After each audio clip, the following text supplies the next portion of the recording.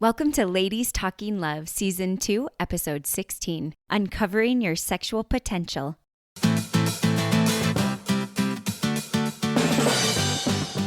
It's Ladies Talking Love, a community of women uncovering more joy and fulfillment in sex as we learn from experts and amazing women like you.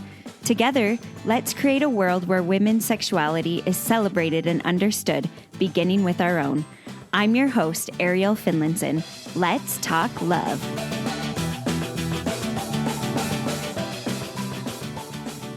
I grew up with so many messages telling me that sex was just for men, that women didn't like sex, that we had sex just to keep men from maybe looking elsewhere or keeping them fulfilled because it's a need for them. Just so many harmful messages that going into my sexual debut and my sexual relationship when I got married, it was really hard to understand how much sexual potential I had. And I'm so grateful to be able to talk about that today to help uncover the sexual potential that women have, because we have so much potential and it's so frustrating. All the messages that we've grown up with that tell us that we aren't as sexual, that sex isn't as much for us. So today with Carlie Palmer-Webb, one of my favorite sex educators, we're going to dive into this topic to help you uncover more of your sexual potential. Carlie Palmer-Webb is a sex educator and a gender and sexuality researcher. She loves helping women understand and embrace their sexuality and is the creator of several courses to help couples thrive sexually. Carlie was born in Weiser, Idaho, and now lives in Vermont with her husband Dallin and their cat Maple. She is abnormally tall and is a lover of mint chocolate, rock climbing, and cheese.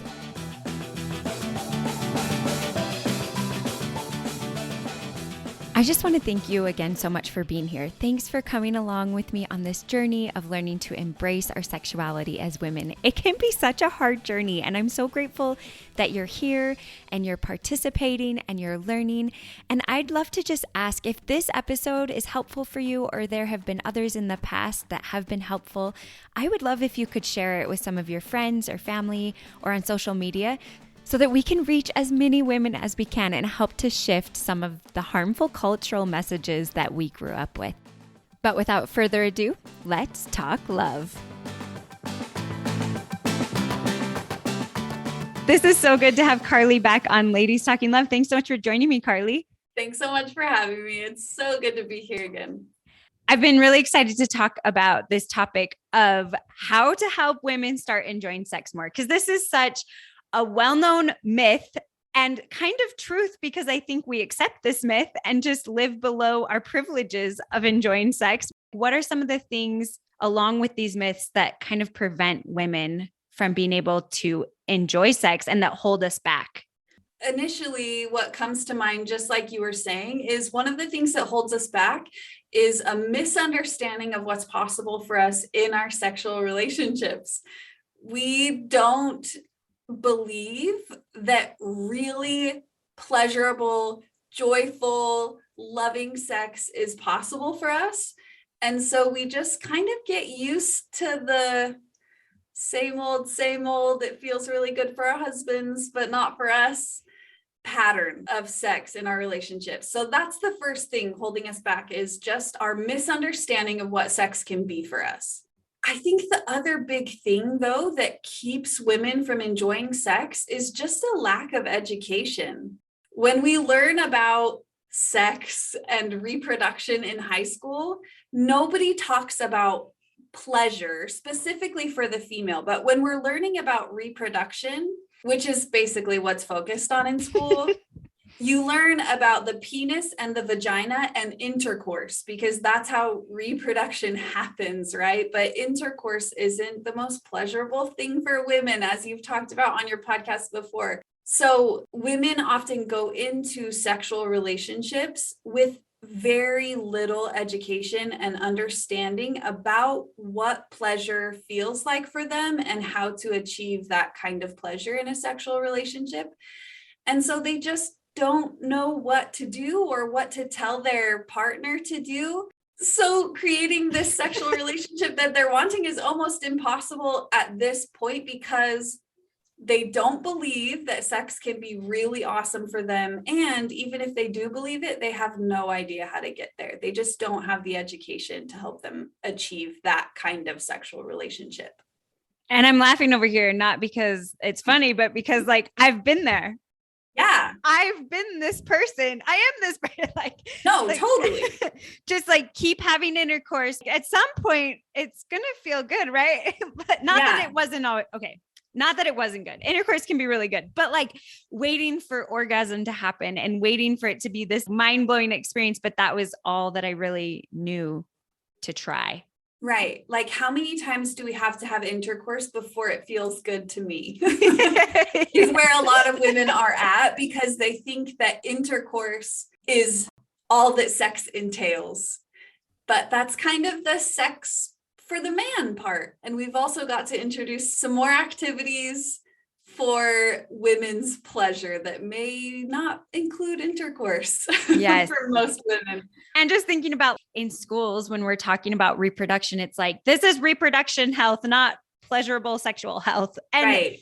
So many of us go in so unprepared. So Carlie, what are some things that women can start to do to improve their sex life? Because this is so tricky and can be such a long, frustrating journey. The first thing that I would say is get to know your clitoris. And by that, you need to understand, do some research about what the clitoris is, where it's located, and just read some. I mean, you could read medical information online if you want, but learn about this incredible little organ and what it does. And then if you haven't already visually identified your own clitoris, that's the next step. You take a mirror, you put it between your legs, you spread your labia, and you find your own clitoris, because that is your pleasure center as a woman. Like the penis is stimulated during intercourse, the clitoris needs to be stimulated in order for a woman to enjoy sex. That's like the whole show for her. That's the most important part. So that's the first thing that I would recommend, is really getting to know the role of your clitoris, and then also making sure you know exactly where it is, and that you show your spouse or partner exactly where it is, which can feel a little uncomfortable because you're going to just be spread eagle saying, this is the pleasure center for me. They need to know what it looks like too. Yes. And I was just recently talking with someone, and of course, sex came up, because if you talk with me for like 5 minutes, that's what we're going to talk about. Same. And he was just saying, he made this comment about like, I'm so confused still about female genitalia. And I was like, okay, hold on a minute here. I'm like, it's not that complicated. We just haven't been educated. Mm-hmm. And this is someone who's been in relationships for years. So I'm like, oh my goodness, which I'm a hypocrite here, because just recently I was asking my friend, she has a daughter who has to use a catheter. And so she's become very familiar with the urethra. And I was like, can you show me where the urethra is when I change my baby's diaper? Because I'm struggling to find it. And I should know this because I talk about small little guy. But I just think that is so important, to take those steps to learn and find the areas of your body. And I think as we do that, some of these preconditioned ideas about the dirtiness of our genitalia and our vulva and clitoris kind of start to shed away as we can look at them more and see them for what they are. What have you seen happen to women as they start looking at their vulva? Well, I just think it's so empowering, knowing your own body, looking at your vulva, knowing where things are. It enables you to show up in your sexual relationship in a totally different way, because you can take ownership of your experience and you can advocate for your own pleasure. A pattern that we see in a lot of sexual relationships that I think comes from a good place but doesn't serve couples well is that a person, both spouses can fall into this pattern, right? But often the woman in the relationship will put the responsibility for her experience in sex solely on the shoulders of her husband. And obviously, in a happy and mutual sexual relationship, both of you are going to be committed to each other's pleasure, but you also need to advocate for your own pleasure. You talked about this on your last podcast episode. You need to be able to express what you want, to show them what you like, to tell them where to touch you and how to touch you. And the only way that you can do that is if you know your body. It totally changes a sexual relationship when you understand how your body functions. I am so glad you brought that up. Even though we just had an episode kind of about speaking up and advocating for yourself, I'd love to hear your tips on that, because I was actually just reading some research about sexual interactions, and most of the women reported that they felt so embarrassed to ask for clitoral stimulation, to engage in clitoral stimulation, that they felt like their partner would feel less than if they asked for it, or if their partner orgasmed and then they were to engage in clitoral stimulation or ask for clitoral stimulation after that, because it was like, well, he'll know he's not enough. So what are some ways we can kind of work together as a couple and as women to speak up, to say what you want? And the men, I should say, the men in this study, a lot of them were like, that would be amazing if she would ask for clitoral stimulation or engage in it to help her. Yeah, no, totally. The easiest way to engage in these conversations, I think, the way to make them less intimidating is to do it outside of a sexual encounter. Obviously, during sex, there's going to be some of that too. Like there's going to be some, I need you to touch me here more, or please do this, that kind of thing, right? But the main educating of your spouse about your pleasure and how your clitoris functions and what type of touch feel good to your clitoris, those kinds of things can happen outside the bedroom in a setting that's a lot less, there's a lot less pressure, you know? You can say, hey, listen, I don't love sex yet, but I want to. I want our sexual relationship to just be one of the best parts of our marriage. So I've been trying to learn how I can experience more pleasure in the bedroom. Can I show you some of the stuff that I've read? Or can I show you this video that I found? You really will need to educate your spouse about female pleasure, or your partner about female pleasure. And doing so not in the middle of a sexual encounter can feel a lot less intimidating and embarrassing. And then they know. Teach them that a woman needs on average 20 minutes of clitoral stimulation in order to reach orgasm, compared to 5 to 7 minutes of the stimulation of the penis for a man to reach orgasm. So you can teach them this outside of the bedroom, and then they know next time you have sex that they've got to love on your clitoris for at least 20 minutes, you know, and you don't have to say in the bedroom, like, keep going. Nope, not yet, you know, because that's when it kind of gets a little uncomfortable. I'm so glad you brought that up. Because I mean, if we think about it, I think a lot of us have this idea, well, men are more sexual, in quotes, men have more desire. They have all these things. So they know how to help us. And kind of like you said, we put that pressure on them, but they know just as much, or actually probably less, because they don't live in a woman's body than we do. And so it's so important to help educate them and help them know, like, this is what I like. And I've even heard people say, like, sometimes I'll mention, this is what I like, just keep doing the same thing, but then they change what they're doing. So make sure and advocate and say, like, when I say do what you're doing, don't change. Do exactly what you're doing. When I say don't stop, I mean literally like, don't stop. Don't speed up. Don't go harder. Don't just don't stop what you're doing. Don't exactly move. The same. But keep moving, because I need right.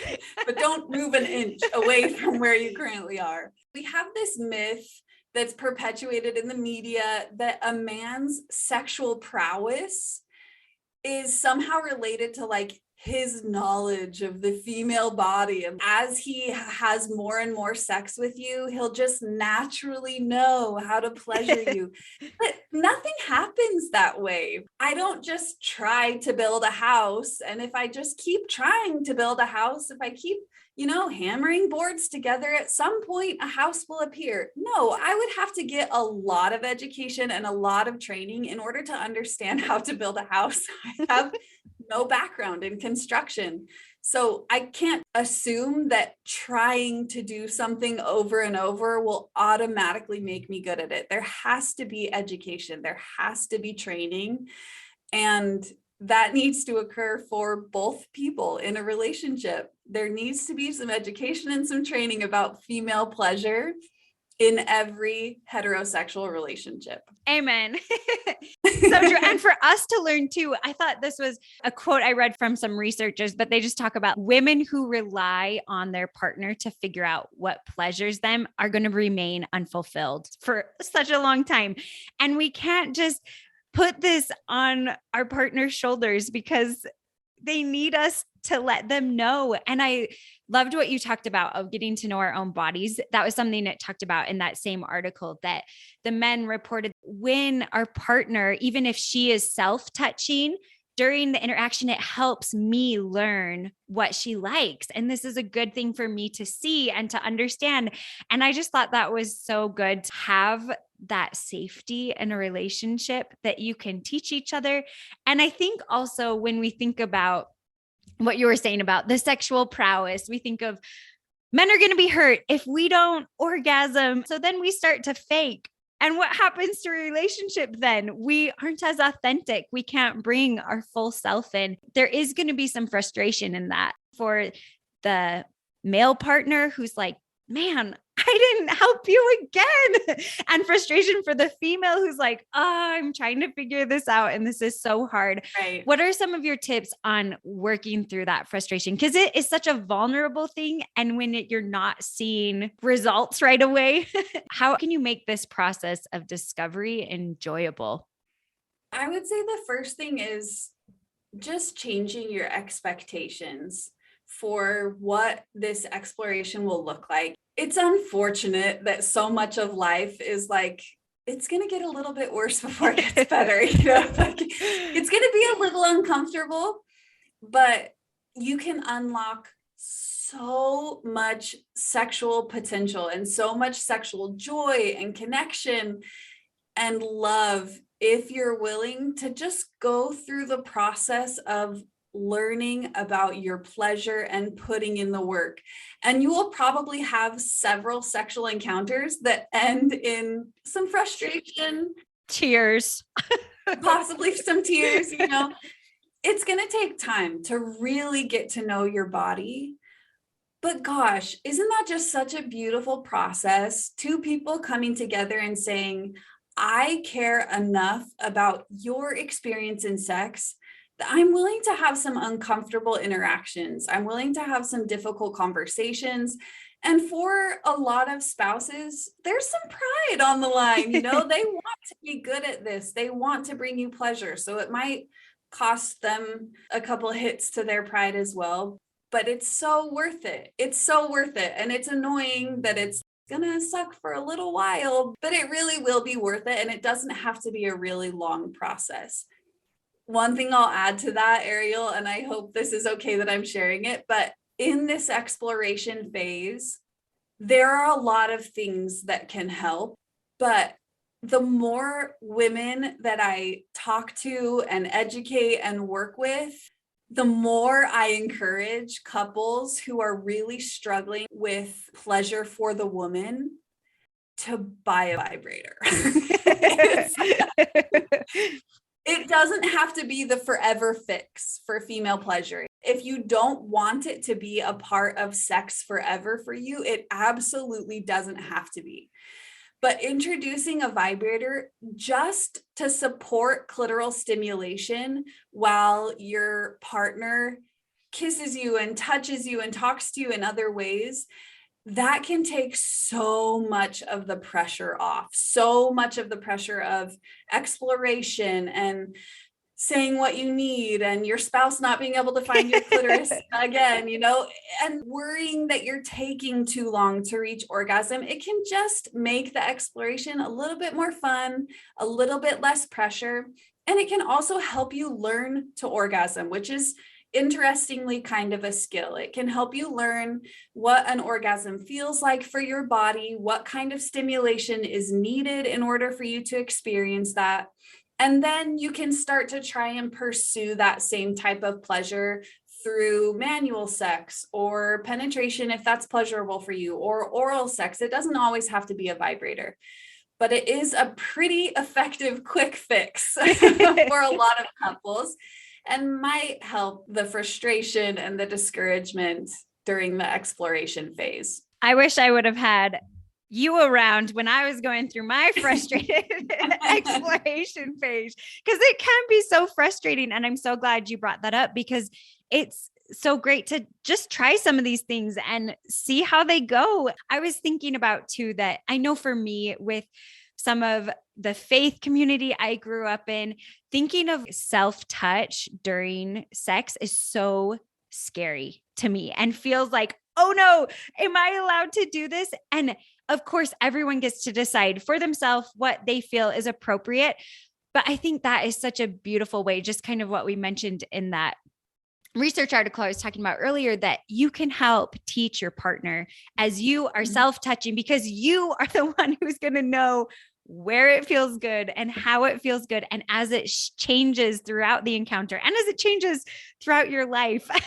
And I think that's such a good thing to think about and decide with your partner what you're okay with. But I think that can be such an important thing to consider that I know for me, I didn't consider for such a long time. But I think for me, there's such a big difference between self-touch with my partner or even self-touch in exploration that is to find out about my body for the purpose of bringing it to this relationship with my spouse versus just for my own pleasure. And I know that was a big thing for me to kind of think about and work through, but it's still a journey because I have lots of barriers on that.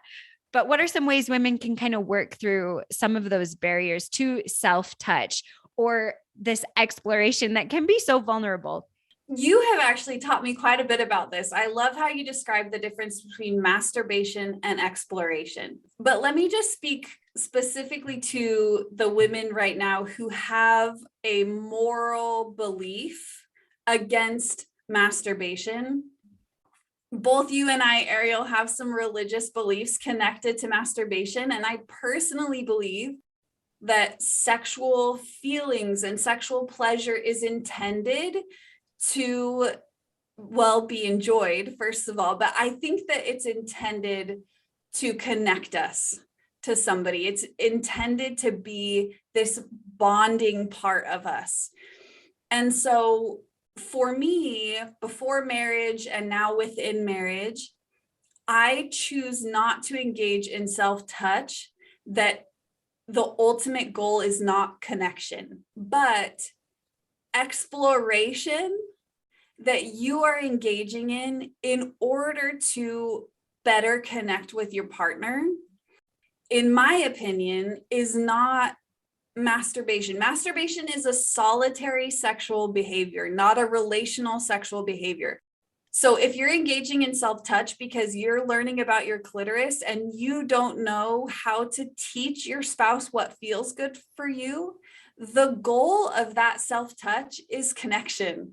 The goal of that self-touch is making your relationship with your spouse or your partner wonderful and meaningful and pleasurable for both of you, which is holy if there ever was something that was holy. And so I think just separating those two things in your mind can be really empowering. Like you said, every person still needs to decide what they feel comfortable with and what they feel morally okay with. Totally. But I think there is a huge difference between a stereotypically 14-year-old boy masturbating, watching porn in his bedroom at night. No judgment, just making a comparison. There's a huge difference between that and a woman touching her clitoris to try and figure out how she can enjoy sex with her husband. It's not the same thing, so we shouldn't call it the same thing or treat it as if it is. Like you said, everyone has to make that decision, but I think it can be a really good conversation to bring up with your partner. Like, as I'm trying to figure out what feels good, how would you feel about me experimenting, self-touching while I'm in the shower or things, just to figure out what feels good? And then I want to bring that in and show you what I've learned. How would you feel about that? And just kind of have this ongoing conversation. Because I think openness, of course, is so important to be truly authentic, to be vulnerable. Like, we have to have that communication, talking about it and asking them and deciding together, because it's our sexual relationship. When we think about it, especially with male pleasure, I think often we think about it more as their sexual experience, but it's ours. And so we as a couple get to decide together what that's going to look like, what we feel comfortable with. If we're comfortable bringing in a vibrator, and maybe we're not sure, so we're going to try it and then decide. But just so many of these things that we can kind of try out together. How have you seen, Carlie, as women have started to understand their pleasure and find it and share it with their partner? What happens with their desire for sex? Because we talk so much about women struggling with desire, but what happens as they start to enjoy sex? It's a total game changer. It's really difficult, almost impossible, to help a woman who doesn't like sex want sex more. It just goes against our natural human tendencies. It goes against everything that we work for, and it just isn't natural for us to engage in things that are unenjoyable. So there are a lot of women who think that they really struggle with desire, but then when I ask them about what the sex is like that they're having, they're like, well, I never really orgasm, or I do every once in a while, but there's usually not a lot of connection. It's kind of quick, just going through the motions, letting my husband have a good time, and then we go to bed. And I'm like, well, no wonder you don't want it. I wouldn't want that either. So if you have what you would describe as low desire, but you don't like the sex that you're having, I would focus way more on improving your experience in the bedroom when you actually do have sex. And it's very likely that your desire will increase. When sex is awesome, when you just have such a good time together, the sparks are flying, you're stoked to be together and to be engaging in this thing together, and when both of you experience a lot of physical pleasure, you will think about those experiences more. You will want those experiences more. You'll fantasize about it more often. You'll want to initiate more often.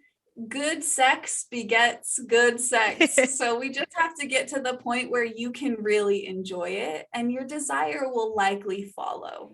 And I think it's so crucial just to switch this view of desire. I hear so many women just like, I don't have desire. And it's like, no, we have desire. It just might look different than what we're taught is normal, with the spontaneous desire that most men have, where it's like, oh, I think a thought about my partner, or I see her get out of the shower and like, okay, yeah, I'm ready to go. Versus like, yeah, I'm not opposed to sex, and I like cuddling. And then as you have more stimulation closer to when you may orgasm, that's when you might feel desire. And that is so valid and so real. And I think a lot of us are waiting for this desire to just fall on our heads instead of realizing that it doesn't have to be that way to have desire in our relationships. Right. And a big part of sexual education is knowing what is normal. A lot of us think that we're broken because we don't experience desire the way that we think we should, or we're not experiencing orgasm, or we don't actually like sex that much. So we just think that we're broken, when in reality, what we're experiencing is normal, based on the stimulation that we're receiving, based on the sexual cues that we're interacting with. we're just not educated enough about how to change that experience, how to engage with responsive desire, how to take advantage of responsive desire. We can work with that. Responsive desire is great. Yes. We can totally work with that.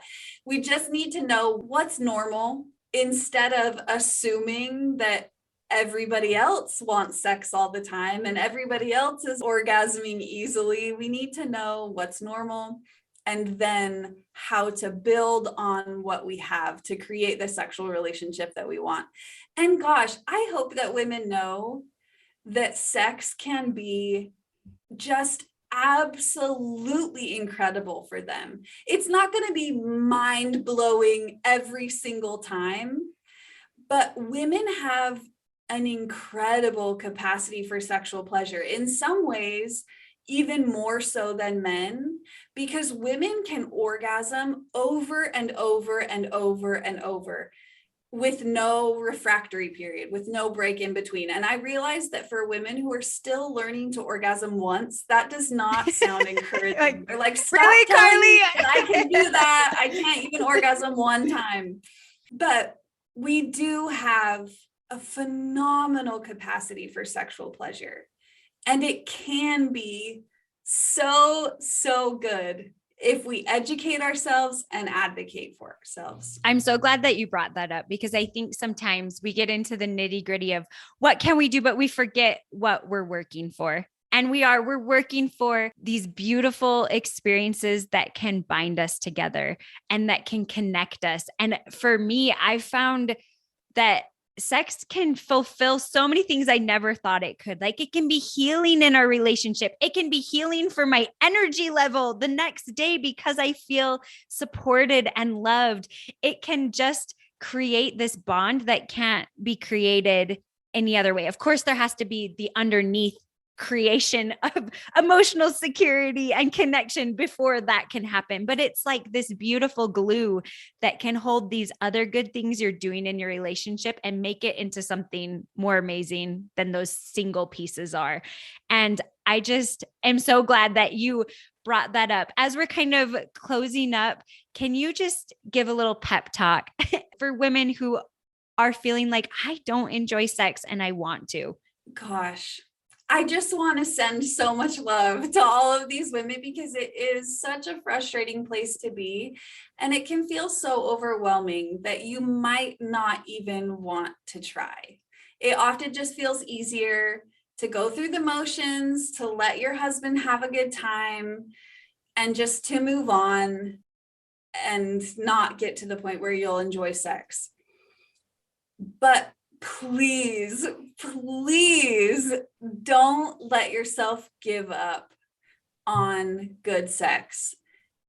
The first thing that I would say is take some time to educate yourself. I know that everybody's busy, and especially those who have young kiddos.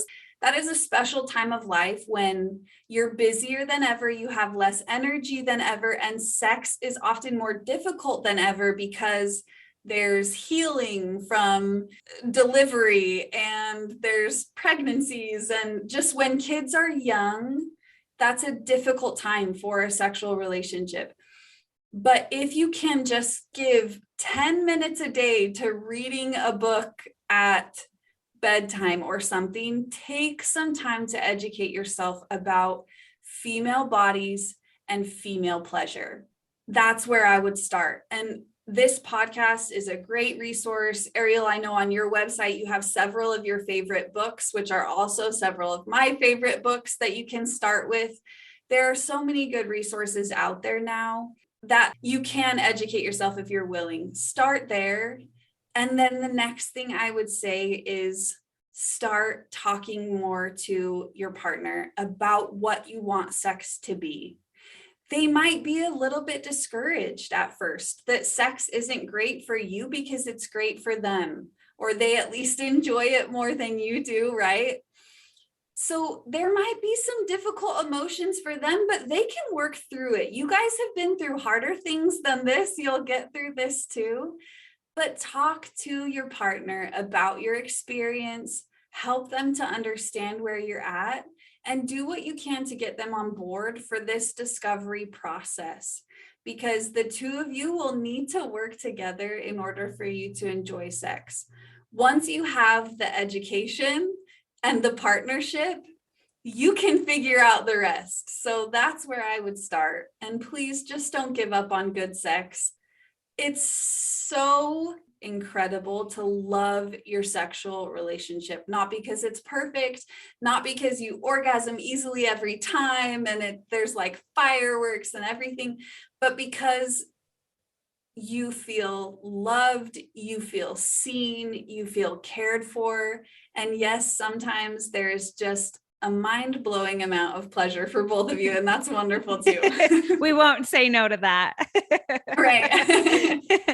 Yes, I just hope women can feel empowered and encouraged by this, because there's so much connection and joy that can come as we work on this relationship. And it can be so frustrating, but don't give up. That's why we're here, because we don't want you to give up, because I guess I shouldn't speak for you, Carlie, but I have been on the other side. I know Oh, yes, absolutely. Same. We have same. both been on the other side, and it can be so heart-wrenching. But when you can work together, there's nothing more beautiful than coming together. And as a woman can take the first step of education, the first step to learn more about your body. And that step of change is going to push your relationship and push your partner to change in ways you both haven't, because one of you is changing. And as you're working together, you're both going to change and create something even more beautiful. And Carlie is such a fantastic educator. She has just launched some courses that go into even more detail than what we were talking about today. And she really helps walk you through how to create the type of healthy, thriving, joyful sexual relationship that you want. And I'd love for you, Carlie, to tell us a little more about where we can find those courses. And she has a lone standing video that's also part of her courses about vibrators, all about vibrators. So if you want to know more just about vibrators, you can go on her website and find that. I'll link all of these in the show notes, but also that's included in her courses for, even though it's called the newlywed course, I'm almost like, Carlie, we need to change this, because it's not for newlyweds. It's for healthy sexuality for all of us. It started out for newlyweds, and then as I built it, I was like, gosh, everybody needs this. So now I just say it's for couples within the first decade of marriage and those who want to feel like they are where sex is involved. So it really is just kind of a reset for your sexual relationship. This course is intended to be taken as a couple. So if you're having a difficult time educating yourself, or you feel like educating your spouse about your body might be a little bit tricky for you, or you're not sure what to tell them, the course has all of the steps. So, I mean, specifically in the topic that we've covered today, Ariel, there's an entire module on increasing sexual pleasure. We have an anatomy lesson for the female body. We have all the information that you need about how a woman experiences pleasure, and then specific ideas for types of touch, how to touch, where to touch, how to move, right? With manual sex and oral sex and vibrators. We just try to walk you through step by step how to experience pleasure, so that it doesn't feel quite as intimidating to you, and you're not just exploring blind. You know what things you can try. So all of that's included in the newlywed course, along with a lot of other things. So you can find that on my website, which is thechristiansexeducator.com. And then also you can find me on Instagram, The Christian Sex Educator, and all of my courses are linked on my Instagram bio as well. Awesome. And I will make sure and link all of those things we've mentioned in the show notes. And also I'll have Carlie share some of her top books, and I'll put those in the show notes as well. Oh, perfect. Thank you so much for coming on today. This has been awesome, Carlie. Thanks so much for having me. It's always a pleasure to be with you.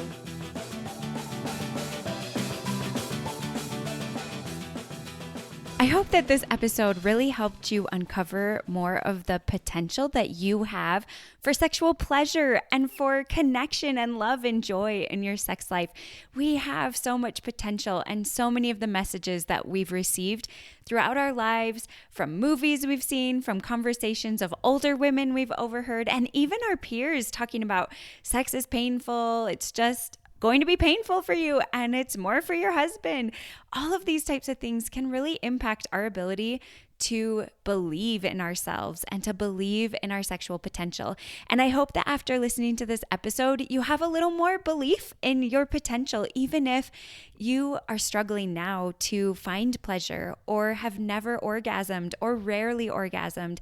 I hope that this episode has given you some words to use to open up that conversation with your partner, to talk about what you want to find, what you want sex to be like, and how you can maybe work to uncover that in your relationship together, because it's about a partnership. It's your sexual relationship, both of yours. And I hope that this will open up those conversations that can get that started.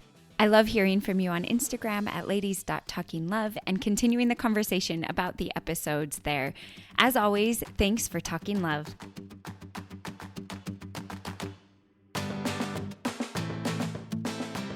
Thank you to all of you who listen and join me on this journey, and to our Ladies Talking Love team who make the podcast possible. Thanks to our sound wizard, Kimberly Demers, our newsletter guru, Lauren Barton, and our miscellaneous task whiz, Jana Norman. As always, thanks for talking love.